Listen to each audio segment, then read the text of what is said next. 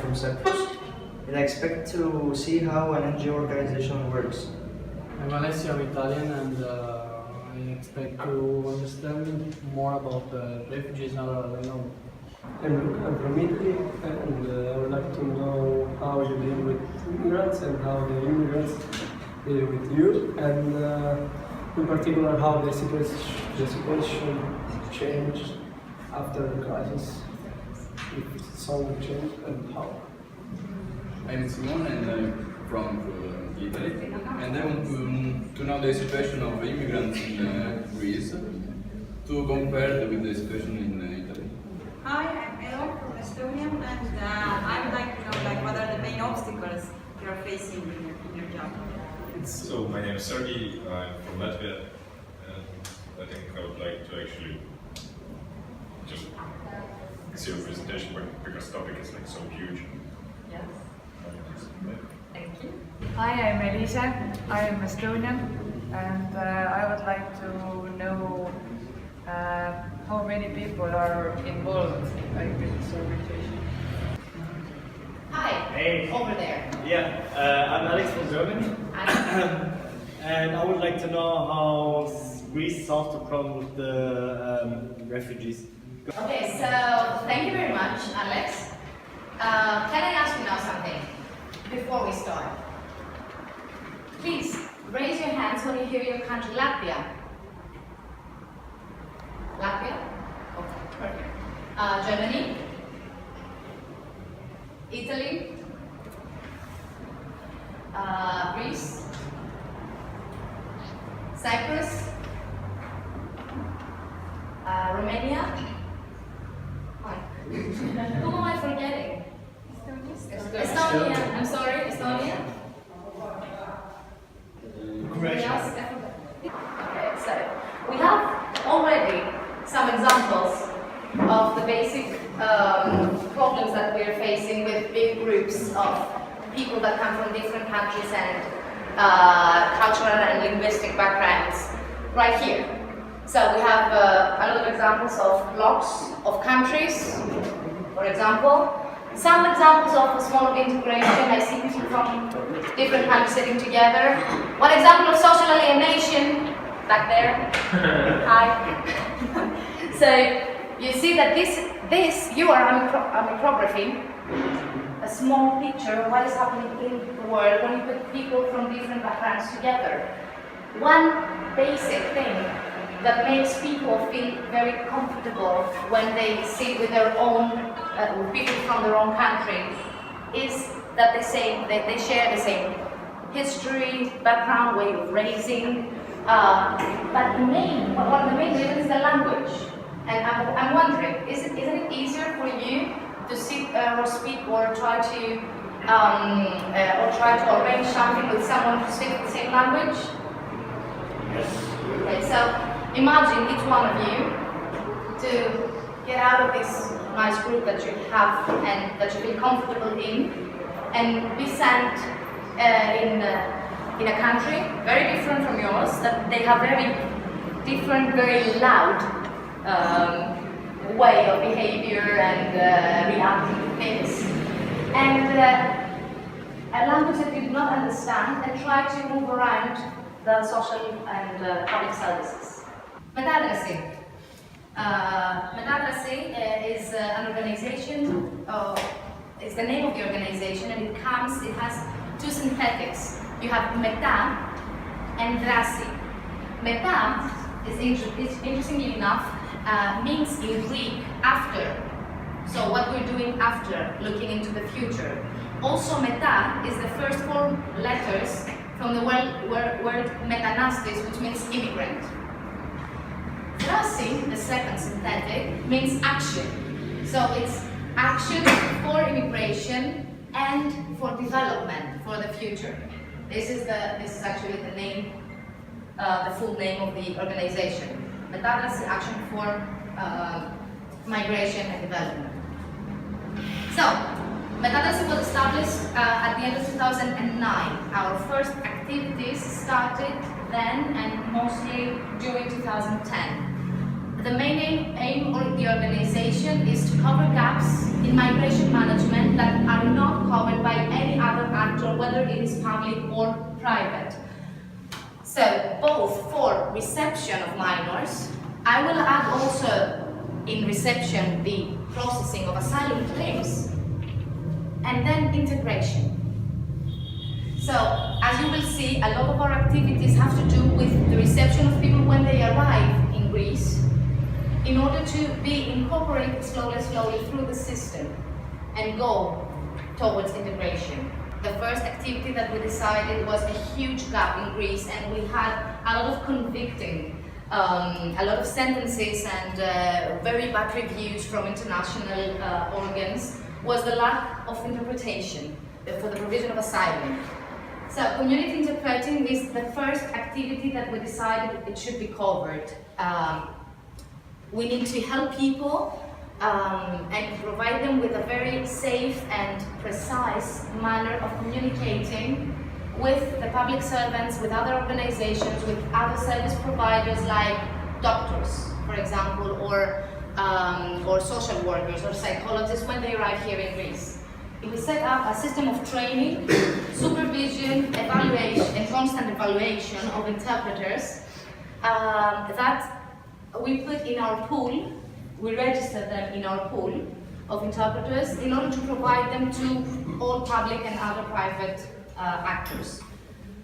So we're providing community interpretation, and we help people speak and tell the story in their own language to the actors that need to hear about it.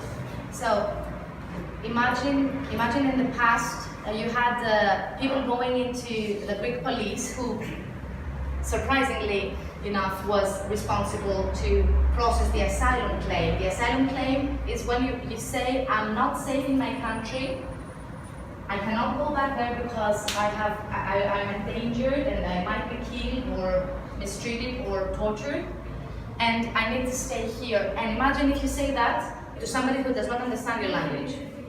It's like you don't even have the right to say it. You don't have access to your right. Interpretation is our first and main activity, and this helps and is interchanged with all the other activities that you will see. Because every activity you do with migrant or refugee population needs interpretation. We have a pool right now of 650 interpreters in 37 languages and dialects. They go from 32 to 37. It depends because not all interpreters are available all time. We lose some, we gain more. Up until now, we have more than 500,000 interpreting sessions, during which we have helped people in all contexts: reception, integration, social support, asylum, registration, in all contexts. So, the second activity that we started is escorting of unaccompanied minors. I don't like the word escorting, and if we had somebody from the UK, he wouldn't like it either. But it's actually, do you understand what this means? Escorting of unaccompanied minors. Do we all understand what it means? Don't be shy. I wouldn't understand.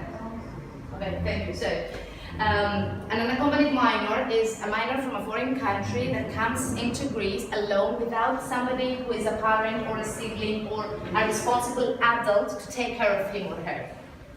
So those children do arrive in Greece, and when they arrive and they are registered by either the police or the first reception service in Greece, they need to get into protected custody. They need to go to reach an accommodation facility which is appropriate for their age and for their needs. Unfortunately, in the past, there were not enough shelters, but also there was no way to transfer the child from the registration point, who was, to draw a picture, usually a police station or a very, very closed camp. So we're talking about detention conditions. There was no way to transfer him or her to the shelter because nobody was undertaking the transfer. They were afraid that the minor would flee. When the police was doing it, they were putting minors in handcuffs, or they were taking off their shoes like they were penalty. So we decided to start this activity exactly for that reason, to take children from inappropriate detention conditions or other unsafe conditions when they were living in the street, and take them to shelters, appropriate accommodation facilities for minors, specially established for minors. So we established a flexible team of escorts. Those people are social scientists and interpreters, and we have also somebody responsible for security for each escort.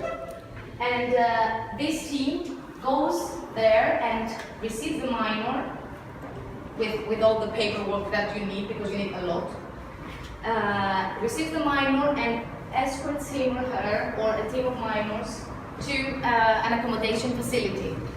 The main goal apparently of this activity is to reduce the duration of detention for unaccompanied minors and increase generally their safety and the services provided.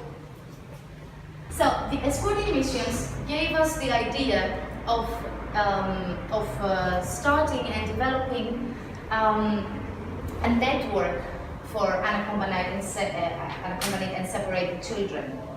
The idea was that when we were taking those children from detention, we were suddenly the first person that they were seeing since they arrived in Greece to be speaking their language, because we always had interpreters, and also we were the first person that were not policemen, not guards, not border guards.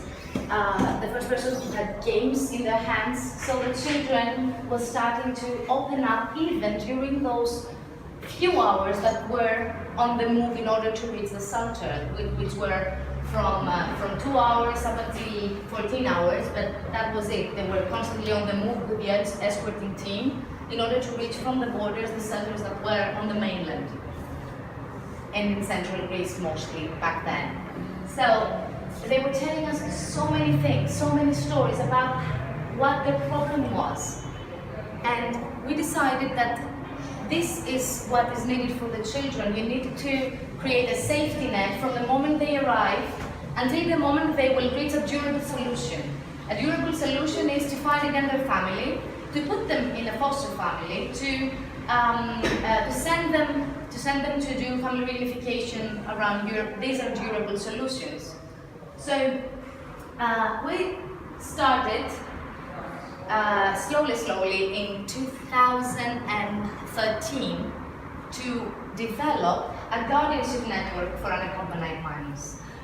Does anyone know what guardianship is? The guardian, the legal guardian of a minor, normally is a parent. The parent has all the parental authority to take care of the minor, of his well-being, of his financial situation, and all the responsibility for the minor to develop properly and enjoy all the rights that the minor have to education, to provision of health services, etc.